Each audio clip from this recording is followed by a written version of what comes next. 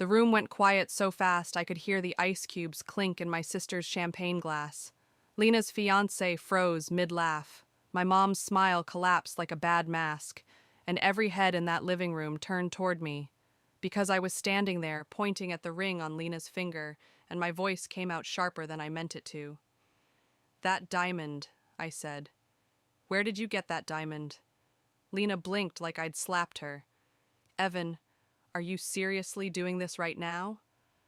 I swallowed, because my hands were shaking and my heart was doing that painful, hollow thump you only feel when something you love is being taken from you in real time. "You won't believe what happened next," I told you, because I didn't believe it either. But to understand how I ended up ruining my sister's engagement party, I need to take you back to the day my mom called me about Grandma's ring. Back then, it started like a favor, a family thing, the kind of thing you're supposed to say yes to, even when it tastes bitter. Mom called on a Tuesday afternoon.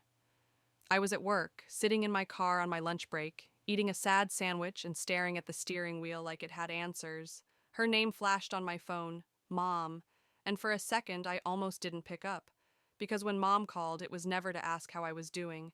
It was always for Lena. I answered anyway. "Hey," I said. "Everything okay?" She didn't waste a second. "Evan, honey, we need to talk." That tone, soft and careful, like she was holding a glass she didn't want to drop. I sat up straighter. "What happened?" "It's your sister," she said, and my stomach sank on instinct. She's in a tight spot." I exhaled through my nose. "Is she okay? Is she hurt?"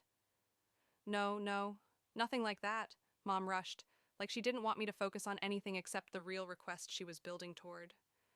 "It's just life, bills, the wedding, and you know how expensive things are now."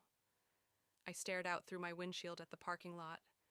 Cars coming and going, normal people living normal days.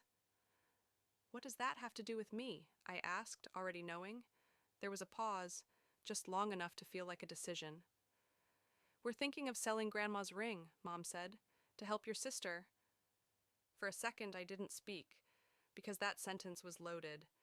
It wasn't just money, it was Grandma. It was history. It was the one thing that felt like it belonged to all of us, even though somehow it always ended up in Lena's hands. "Grandma's ring?" I repeated. "The one she wore every day? The one she wouldn't even take off to sleep?" "Yes," Mom said, like it was obvious, like it was practical. "It's just sitting in the safe.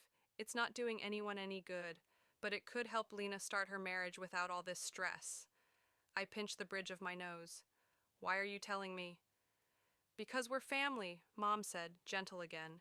"And because I want you to be on board. I don't want you to feel left out." Left out. That word almost made me laugh. "Tell me honestly, if your mom called you and said, 'We're selling Grandma's ring to help your sister,' what would you have done?" Because in my family, being on board wasn't an invitation. It was a warning. I tried to keep my voice calm. "Mom, Grandma's ring isn't just something to sell. It's sentimental. And didn't Grandma say she wanted it to stay in the family?" Mom sighed like I was being difficult. "Sentimental doesn't pay for flowers, Evan." "And what exactly is Lena in a tight spot about?" I asked. "Because last I heard she picked a venue that costs more than my yearly rent." Mom's voice tightened. "Don't do that." "Do what?" I said. "Ask questions?" "She's your sister," Mom snapped, then softened immediately like she realized she'd shown her teeth. "Look, Lena's been through a lot. You know that. The breakup, the job changes." "She quit," I said. "She didn't lose her job." "She was unhappy," Mom said, like that erased it. "And now she finally has something good. Someone who loves her. This wedding is important." My jaw clenched. "And I'm supposed to, what?